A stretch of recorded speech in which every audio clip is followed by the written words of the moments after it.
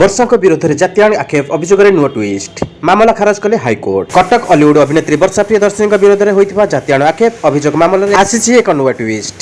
ଏହି ପ୍ରସଙ୍ଗରେ ପୋଲିସ ନିଷ୍କ୍ରିୟତା ଦର୍ଶାଇ ଦାୟର ମାମଲାକୁ ଖାରଜ କରିଛନ୍ତି ମାନ୍ୟବର high court. Doctor justice Sanjeeb Kumar ପାଣିଗ୍ରାହୀଙ୍କୁ ନେଇ ଗଠିତ ଖଣ୍ଡପୀଠରେ ମାମଲାର ଶୁଣାଣି ସମୟରେ ହାଜର ହୋଇଥିଲେ ଅଭିଯୋଗକାରିଣୀ।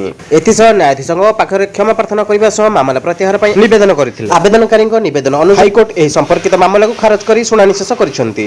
ମାମଲା ମିଛ ବୋଲି ସ୍ପଷ୍ଟ ହେବା ପରେ ଆବେଦନକାରୀଙ୍କୁ ବ୍ୟକ୍ତିଗତ ଭାବେ ହାଜର ହେବାକୁ ନୋଟିସ ଜାରି କରିଥିଲେ ହାଇକୋର୍ଟ। ତେବେ ଆଜି ଏହି ମାମଲାର ଶୁଣାଣି କରି ଏହାକୁ ଶେଷ କରିଛନ୍ତି ମାନ୍ୟବର ହାଇକୋର୍ଟ। ତେବେ ଅଭିନେତ୍ରୀ ବର୍ଷା ସମ୍ପୃକ୍ତ ଯୁବତୀଙ୍କୁ ଜାତି ନେଇ ଗାଳି ଦେବା ସହ ଦୁର୍ବ୍ୟବହାର କରିଥିବା ଅଭିଯୋଗ ହୋଇଥିଲା। ତେବେ ଏନେଇ ଚନ୍ଦ୍ରଶେଖରପୁର ଥାନା ଏବଂ ପରେ ଡିସିପି ଅଫିସରେ ଏତଲା ଦେବା ପରେ ସୁଦ୍ଧା ପୋଲିସ ମାମଲା ପଞ୍ଜୀକରଣ କରିନଥିଲା। ଫଳରେ ପୋଲିସର ନିଷ୍କ୍ରିୟତା ଅଭିଯୋଗରେ ଯୁବତୀ ହାଇକୋର୍ଟର ଦ୍ୱାରସ୍ଥ ହୋଇଥିଲେ। ତେବେ ମାନ୍ୟବର ଉଚ୍ଚ ନ୍ୟାୟାଳୟ ଆଜି ଏହି ମାମଲାରେ ପୂର୍ଣ୍ଣଚ୍ଛେଦ ପକାଇଛନ୍ତି। ନମସ୍କାର।